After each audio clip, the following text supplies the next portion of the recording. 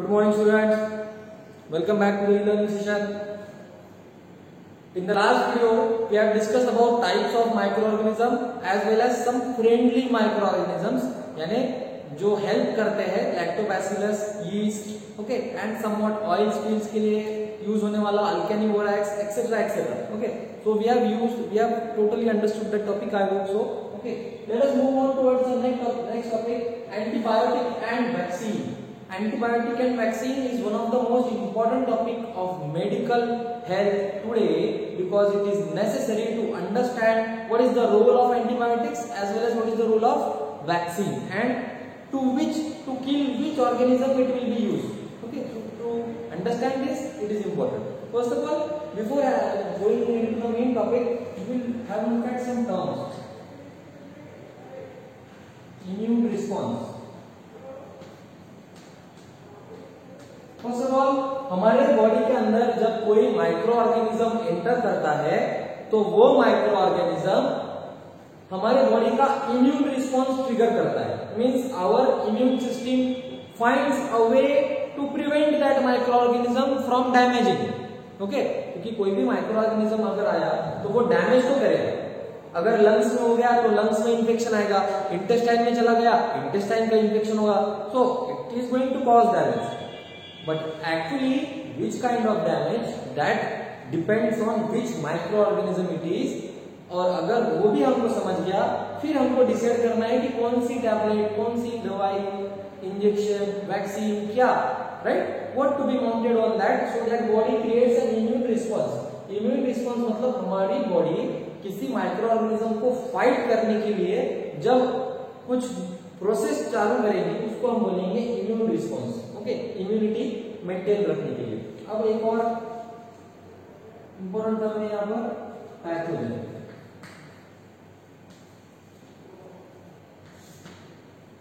Pathogen and antigen, these are the two terms that we need to understand.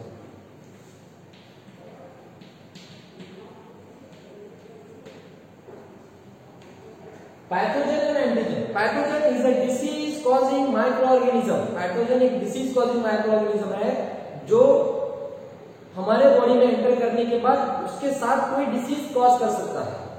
ठीक है, so this is an pathogen. What is antigen? Antigen is any foreign material that comes inside our body, whether it might be a dirt also. आपने खाना खाया, बाहर कहीं पर आपने रास्ते पे जो गाड़े रहते हैं या फिर वो जो ठेले रहते हैं वहां पर से आपने खाना खाया कहीं पर से और गलती से उसमें थोड़ा सा कोई डस्ट पार्टिकल था. Okay, by mistake it happens. Daily we eat some amount of impurities. Okay, so वो इम्प्यूरिटी अगर बॉडी में जा रही है, so that also if enter the blood stream, अगर ब्लड के अंदर वो एंटर कर गया तो उसको भी हम एंटीजन बोलेंगे. Okay, so any foreign material which is not a body cell, body cell छोड़ के ब्लड के अंदर अगर कोई दूसरा बाहर का मटेरियल आएगा, so that will be called as an antigen. Okay, so a foreign material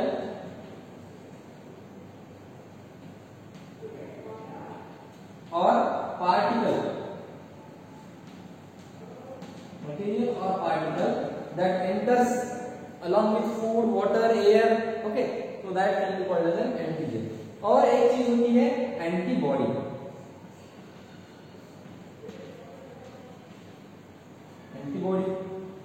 antibody का मतलब क्या है? Antibody is the immune cell produced by our body to kill the antigen. Okay, antibody is the immune cell, is a cell of immune system. Okay, so it is a cell of immune system which is going to kill the antigen. Antigen के ऊपर जाके bind होगा antibody और उसका degradation करवाएगा, उसको break down करवाएगा. तो ये है antibody. Okay, so basically antibody substance that kills the antigen which is made by our own body. हमारे बॉडी का ही एक सेल है. Okay, so these things needs to be understood before going actually toward the topic of antibiotic. Now what is antibiotic?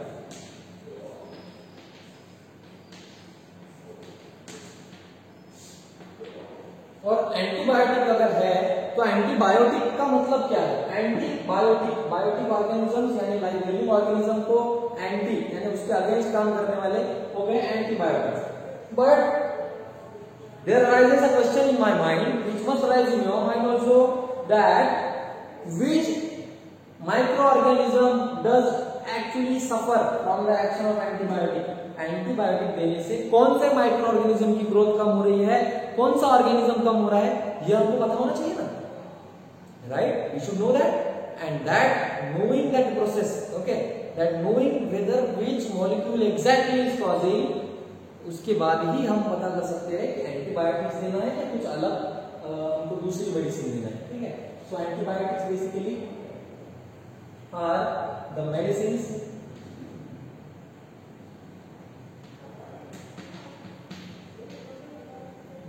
that prevent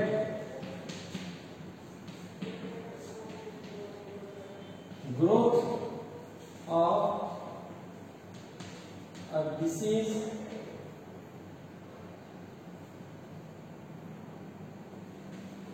causing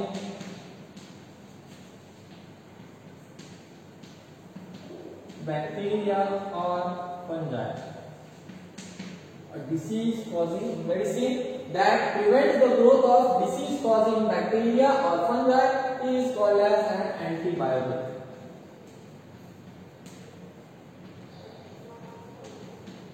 okay, fungi और bacteria बोल रहा है भाई, ध्यान रखो, वर्ड्स का सब खेल है। हर माइक्रो ऑर्गेनिज्म के अगेंस्ट अगर आप एंटीबायोटिक देना चाहोगे it will not be effective. आपको कॉमन फ्लू है, कोल्ड है, जो वायरल डिसीज है, सो कुछ लोग क्या करते हैं, एंटीबायोटिक लेते हैं, कुछ मतलब ही नहीं उसका। No use of taking antibiotics because they are made from one thing you should remember, although they are used to prevent the growth of bacteria and fungus, but they are made from bacteria itself, they are made from fungus itself. okay, जो एक Alexander Fleming, ठीक है, जिन्होंने penicillin discover किया, ठीक है, penicillin is the antibiotic, penicillin, okay, it is prepared by Penicillium, Penicillium से prepared है। Penicillium is a fungus. ये इसने क्या दिखाया बता ना आपको, एक कल्चर प्लेट थी, एक्सपेरिमेंट कैसा चल रहा था देखिए, ठीक है, एक जिसको आप पेट्री प्लेट बोलते हैं, ठीक है, पेट्री प्लेट बोलिए या और कुछ, एक छोटी सी प्लेट है, प्लेट के अंदर बैक्टीरिया है जो डिसीज कॉज कर सकते हैं, ठीक है, उसने उसको ऐसे जोड़ दिया प्लेट को, और जब एक दो दिन बाद आके देखता है तो उसको उस पर फंगस दिखते हैं, उसको लगा नॉर्मल फंगस है। जब उसने माइक्रोस्कोप से ऑब्जर्व किया कि कौन सा फंगस है, which fungus it is, then he found out that fungus which grown in the culture plate actually stop the growth of bacteria. जो बैक्टीरिया इसके अंदर उसने डाल के रखा था, वो बैक्टीरिया की ग्रोथ कम दिखी उसको। कैसे कम दिखी? बस वो फंगस से। That led to formation of penicillin. उससे लोगों को समझ में आ गया कि फंगस या बैक्टीरिया से अगर हम उसी से कुछ मेडिसिन बनाते हैं और वो बैक्टीरियल या फंगल डिसीज पे अगर यूज करते हैं तो उनका जो डिसीज कॉज करने का इफेक्ट है वो हम रिड्यूस कर सकते हैं। Okay, in this way the antibiotics was discovered and the antibiotics also proved to be effective against preventing the bacterial and fungal diseases. इसी वजह से शायद आज वायरल डिसीज को वैक्सीन मिलना मुश्किल है, बट बैक्टीरियल डिसीज के लिए एंटीबायोटिक्स लाखों प्रोड्यूस हो चुके हैं। Okay, there are so many antibiotics produce for viral disease. Alright, so we will move on towards our next topic.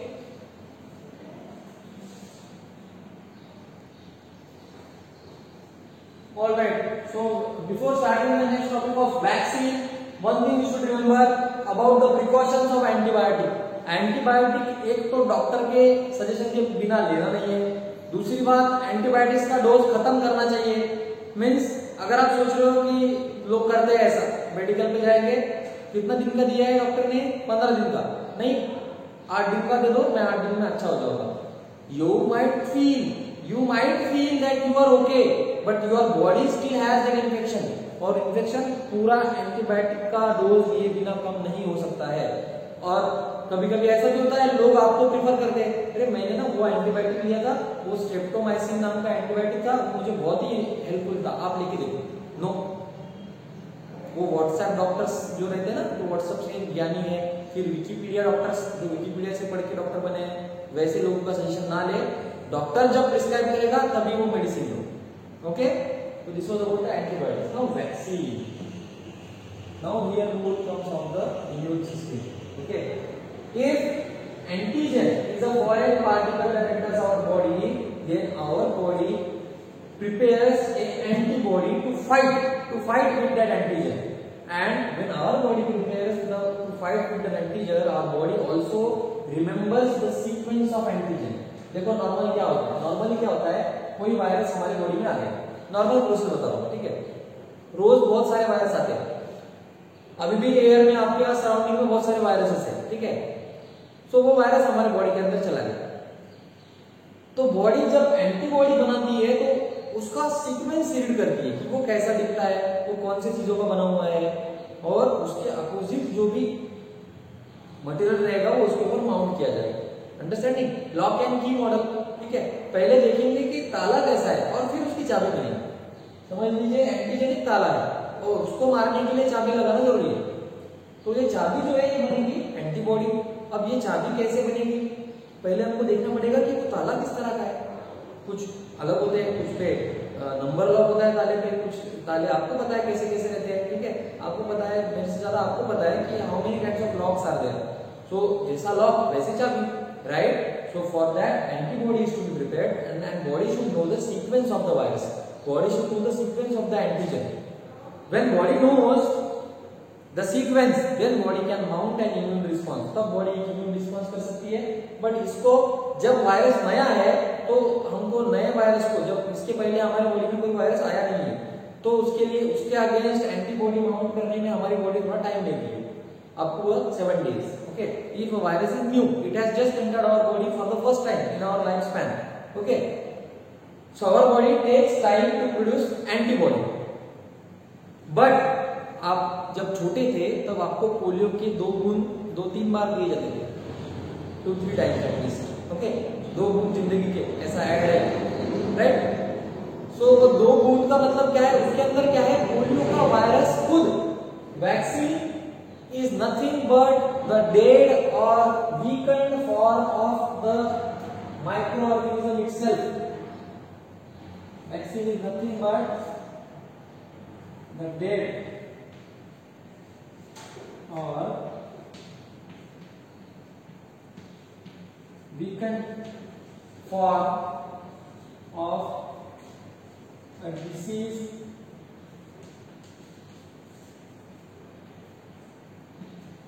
causing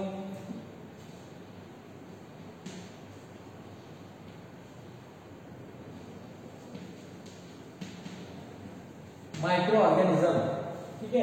यानी कि वो वायरस खुद रहेगा। अगर कोरोना की वैक्सीन बनेगी उसके अंदर क्या रहेगा नया, corona vaccine will have the corona virus itself but in the dead और weakened form. Okay, it will be in the weak form, so it's only sequence will be read. जैसे कैसे दिखता है ABCD, कितने सीक्वेंस, कितने letters का बनाया, फिर you know getting it, what is the exact sequence, कैसे बनाया, प्रोटीन से, कार्बोहाइड्रेट क्या है, सेल वॉल कैसे बनी है, उसकी न्यूक्लियस है क्या, ये सब चीजें हम पहले से ही बताते हैं बॉडी को, ठीक है। ये देखो वैक्सीन है, ये ले लो वैक्सीन, ऐसा दिखता है, याद रखो, एंटीबॉडी बनाओ और याद रखो एंटीबॉडी कैसे बनी थी। फिर अगर लाइफ स्पैन में बाद में वो पोलियो का जैसा होता है कि आपको पहले बच्चे थे तब देते हैं, और अभी भी अगर हमारे बॉडी में पोलियो वायरस एंटर किया तो हमको पोलियो का डिसीज हो नहीं सकता है, क्योंकि हमारे बॉडी को पता है एंटीबॉडी कैसे बनानी है। हमारे बॉडी को लगेगा कि अरे ये चाबी तो हमने पहले बनाई थी। At some stage of life our body has already prepared that antibody. Okay, so body knows how to prepare and will directly mount on the disease causing pathogen और उसको किल करेंगे। So this is the basis of vaccine. Vaccine का basis ही यही है, it is the dead और weakened form of a disease causing microorganism. Okay, वही dead form में वायरस दो बॉडी को इफेक्ट नहीं होगा क्योंकि डेड है, ठीक है, अलाइव नहीं है। आप बोलोगे सर वायरसेस तो ऐसे भी डेड होते हैं, वो डेड और एटेन्युएशन या फिर वीकन करने की प्रोसेस अलग है, ठीक है। वायरसेस तो आप बोलोगे वायरस तो बॉडी के बाहर ऐसे भी डेड रहते हैं, वो बात नहीं, ठीक है, that is not nothing.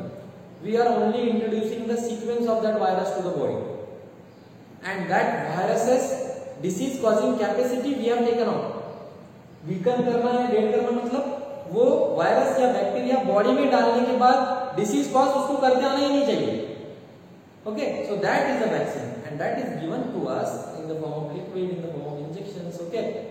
So in this way our body creates a permanent immunity, okay, our body creates a permanent immunity। तो हमारे बॉडी को याद रहेगा 2030 में भी अगर फिर से कोरोना वायरस आया तो हमको अगर वैक्सीनेशन हमारा हो गया तो हमको उससे डरने की कोई जरूरत नहीं, और नेचुरली वैक्सीनेशन होता भी है। एक बात, एक चीज याद रखना, हमारे बॉडी के अलावा दूसरी कोई भी ऐसी कंपनी नहीं है हमारे खुद के बॉडी के अलावा जो इफेक्टिव वैक्सीन प्रोड्यूस कर सके। We are the best, our body is the best, our body can produce the best vaccine ever, but that vaccine is called as antibody, और वो 7 दिन लेती है जब नया वायरस आता है तब। 7 दिन में एवरेज बोल रहा हूँ, वो 7 दिन में अगर हमको बुखार आ गया, तकलीफ बढ़ रही है, ऑक्सीजन कम हो गया, so that leads to disease, उससे ही हमको कॉम्प्लिकेशन होते हैं। वरना बॉडी की प्रोसेस तो चल रही है, उनको तो पता चल गया तो चलो आपको लॉक मिल गया है, उसकी चाबी बनाना चालू करो, बॉडी की प्रोसेस चालू रखो, वो टाइम ज्यादा लेता है ना। और जब हमको अगर पहले से ही पता है, एंटीबॉडी अगर पहले ही वैक्सीन में कभी बन चुकी है तो फिर आसान है, फिर जैसे वायरस आ गया उसके आगे एंटीबॉडी चली गई और उसको वायरस को किल कर दिया गया। सो this is the basis of antibiotics and the vaccine. Hope you have understood this. If any doubt is there, then we will clear it in the interactive session. All right. Thank you.